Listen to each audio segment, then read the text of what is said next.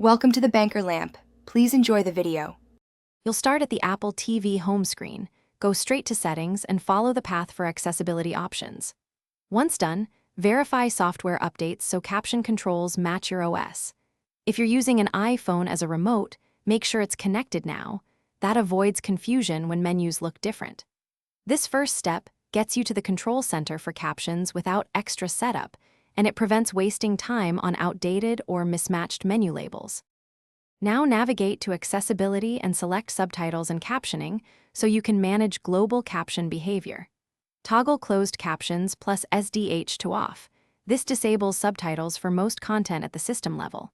Make sure to glance at Style to confirm no custom styles force visible text. If captions still appear for a single app, inspect its playback controls. Many streaming apps have an in-player CC toggle that overrides system defaults.